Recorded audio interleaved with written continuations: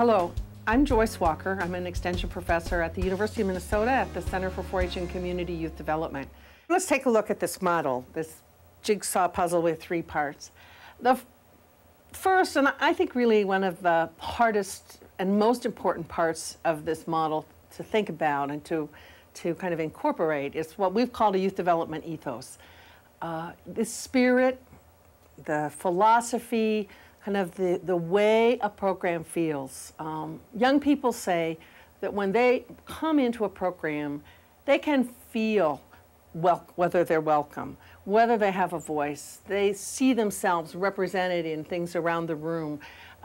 It's a comfortable, a good, and a welcoming place for them.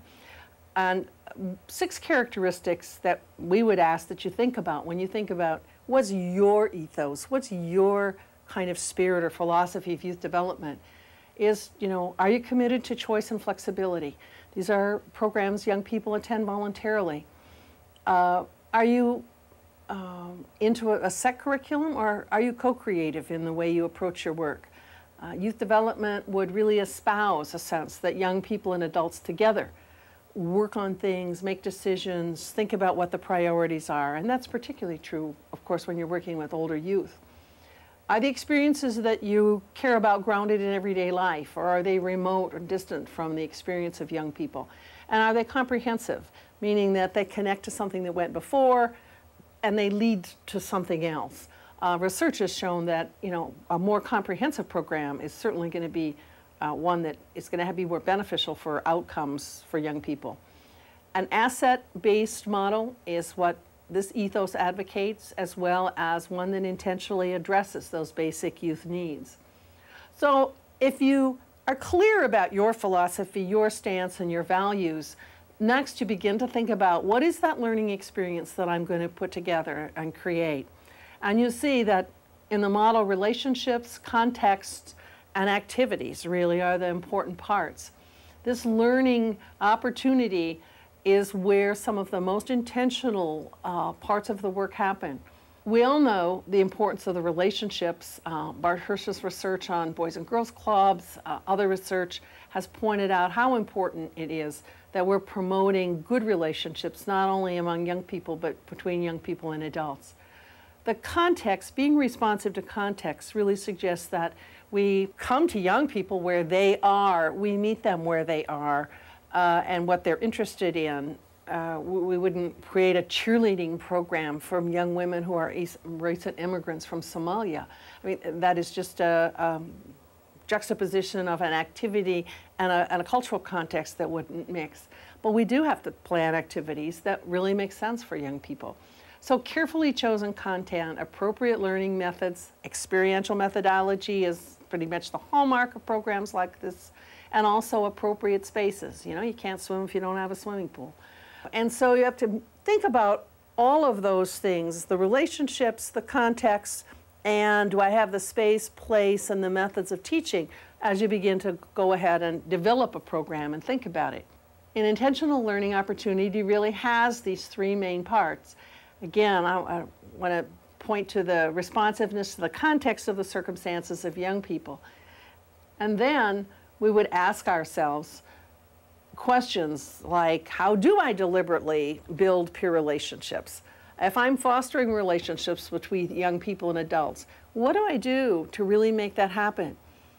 Youth worker mentioned just earlier today the fact that she's working with young people who don't have a lot of parental support.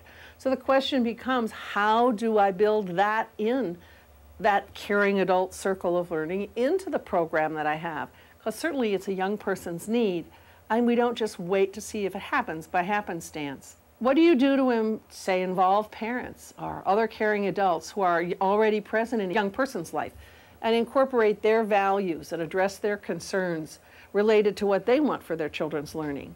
And how can you be responsive to factors like socioeconomic differences, resource-poor communities, suspicious community adults who don't understand and maybe even fear young people?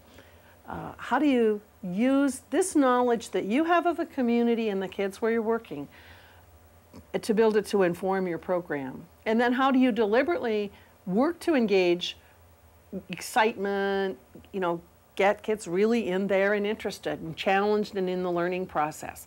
These are all the pieces that you have that you're moving around as you plan a program. And of course, they're the pieces that you use as well to evaluate the success of your program.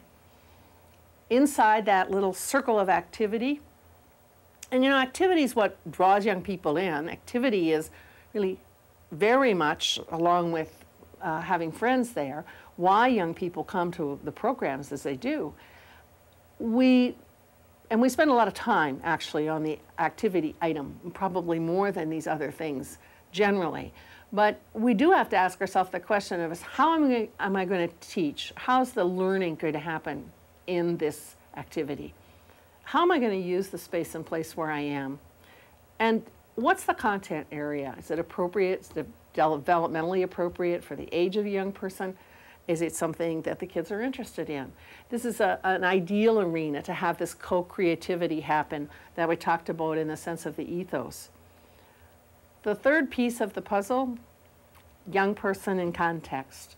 Getting that young person in the door, getting that sort of vibrancy happening between the ethos and the space and the place, the activity they've come for, set up and ready and inviting for them to allow them to come in and engage and learn, starting where they come from. This is the dynamic that we're looking for. And as one of my colleagues said, this isn't 1 + 2 + 3 adds up to 3. This is 3 squared. When you begin to get this dynamic between really wonderful creative activities, ideal relationships, sensitivity, responsiveness and warmth, and invitation for young people to come, respect for their needs, and ethos of caring, that dynamic just adds up to something that's greater than the sum of the parts. And that's really the message that we want to get about looking at this model. Look for the goodness of fit between the young person and the intentionally designed program. And remember that this young person comes to your program bringing their personhood. It brings their talents, their doubts, who their family is, where they live, what the place they're in is like, their cultural heritage, their hopes, their dreams, all the other things that make up who they are.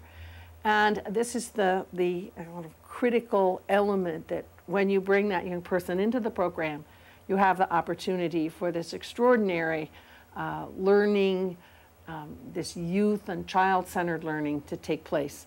And this is one of the richnesses that we have, or a richness, I think, in our communities that's really undervalued, that we have often treated and looked at as mere play, or just kind of children's activities, things to keep young kids safe and busy. But the real learning potential that's here is untapped, and something that increasingly those of us in the field are utterly committed to supporting and nurturing.